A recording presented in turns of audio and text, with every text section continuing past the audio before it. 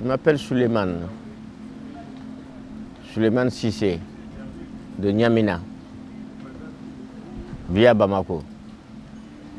Je suis réalisateur. Ça vous suffit? Non. Ok, on continue alors.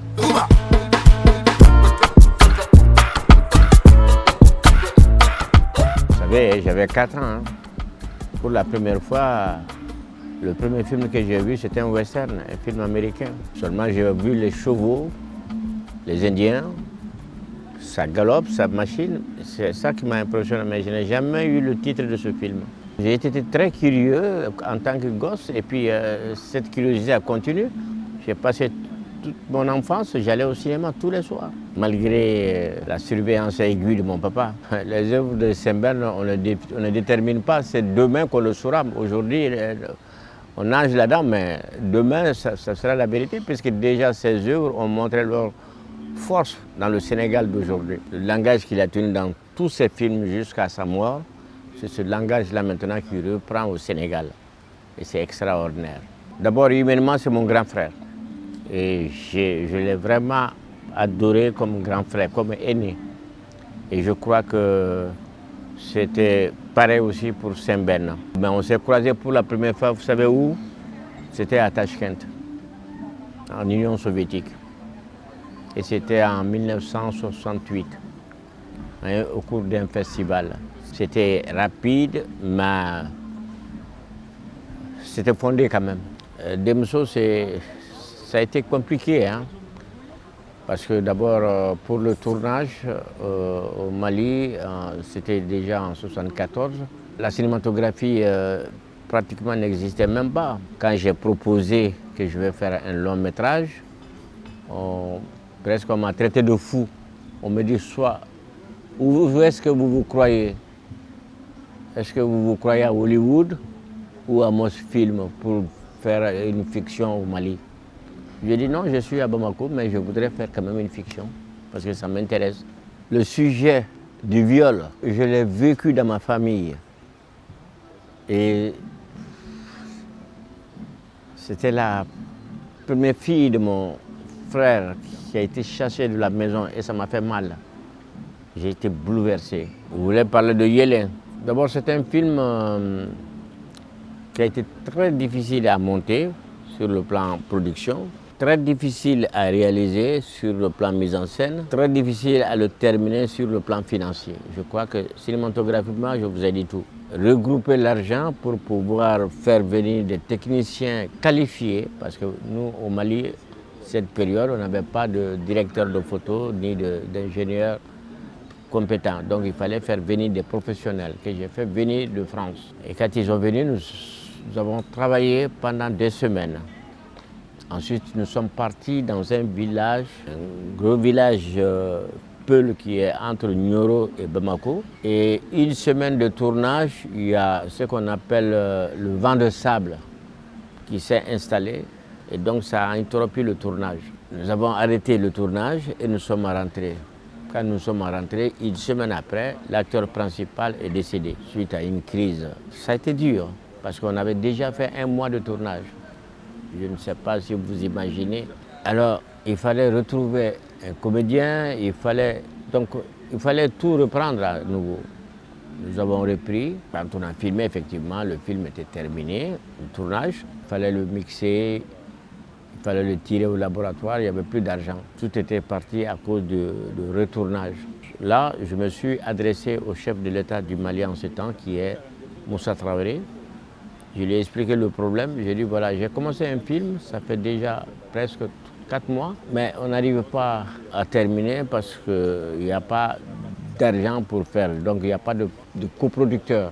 Alors lui il me dit, bon écoute, ceci c'est pas un problème. Il m'a accordé un prêt bancaire à peu près de 135 millions de francs CFA. Avec ça, nous avons convenablement terminé le film dans les conditions les meilleures. Une fois terminé, effectivement, on a présenté au Festival de Cannes. Et la sélection a sélectionné et ensuite on s'est envolé pour aller à Cannes. Et quand on est arrivé à Cannes, ce n'était pas ma première fois parce que j'étais à Cannes, si je me rappelle bien, en 83, 85 pour présenter mon film Fignin. C'est un film qui raconte l'histoire des jeunes étudiants révoltés dans la société.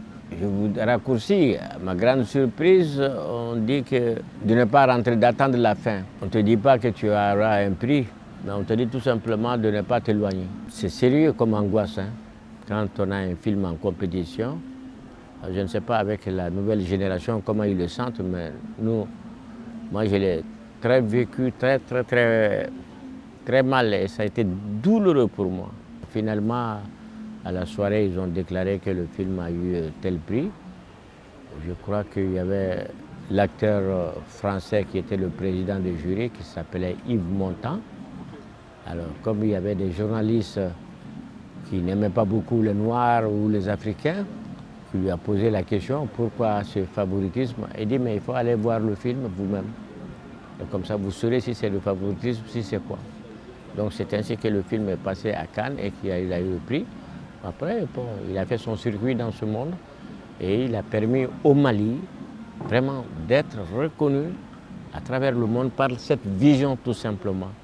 C'est la raison pour laquelle nous sommes là aujourd'hui et nous voulons que nos politiques, nos dirigeants sachent ce que le cinéma peut apporter à nos États. Et c'est très important.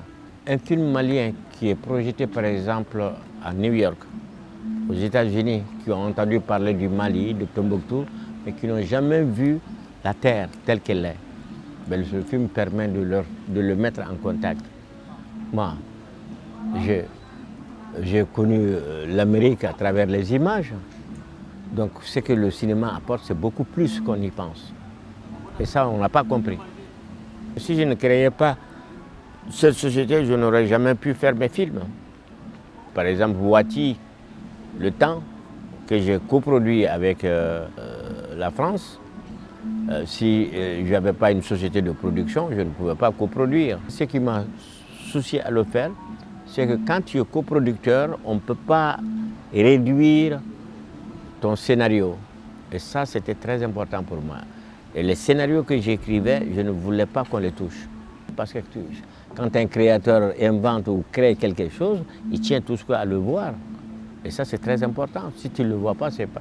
Si je n'avais pas fait le film comme je le sentais, si vous l'avez vu, peut-être que vous l'aurez senti autrement.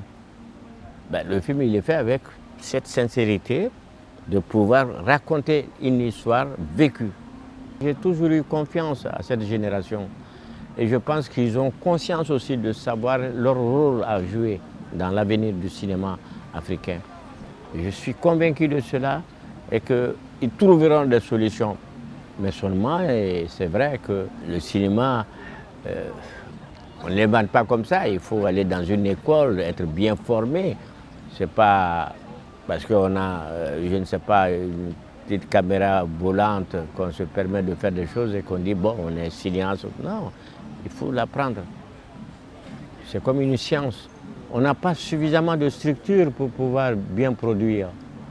Et toutes les productions, grandes productions qu'on arrive à faire, on le fait en coproduction avec les Européens ou avec les Américains. Ciné nomade, si je suis là, c'est parce que je crois que cette jeunesse, surtout la Guinée, doit être représentée dans le domaine du cinéma. Je rends hommage d'ailleurs à mes collègues qui ont disparu, guinéens, tels que Costa Ndiaye, que vous n'avez pas connu, et Moussa Dansoko, Camara. C'était des réalisateurs talentueux qui sont décédés prématurément. Mais ils ont leur film à votre cinémathèque ici, à votre centre national de cinéma. Essayez de voir leur film et vous allez comprendre. Costa, moi j'ai étudié avec lui à Moscou, dans les années 62, 63 jusqu'à 68. Costa est rentré en 68. Moi je suis rentré au Mali en 69. C'est un homme qui a du talent et c'est dommage que quand il est venu, je ne sais pas, il s'est embarqué dans une histoire de politique, on l'a arrêté et puis il est resté 6 ans au camp Boireau et quand il est sorti, presque il n'avait plus de vision, il ne pouvait plus voir et c'était dur. Alors il est venu, après la sortie, il est venu directement chez moi à Bamako. Hein, nous avons vécu ensemble pendant 6 mois. Ensuite, il est retourné à Conakry. Je voudrais vraiment qu'il fasse avancer le cinéma guinéen. C'est très important pour moi. Parce que mes collègues ont donné leur vie pour ce cinéma-là. Il faut que ça existe autrement. Que le monde entier sache que le cinéma guinéen existe comme la musique guinéenne a existé dans les temps 60-70. Voilà, ça c'est mon rêve. Je salue le peuple guinéen. Je voudrais que la jeunesse guinéenne prenne la machine en main, comme je l'ai fait en 81 avec le film Figné. Je voudrais que la jeunesse soit debout, que la jeunesse soit créative, que la jeunesse fasse avancer la Guinée. Et ça, c'est un souci primordial, pas seulement pour la Guinée, mais pour toute l'Afrique. Abonnez-vous. Mes enfants, je ne sais pas quel plaisir vous avez à me filmer dans ça. Non, mais quand même,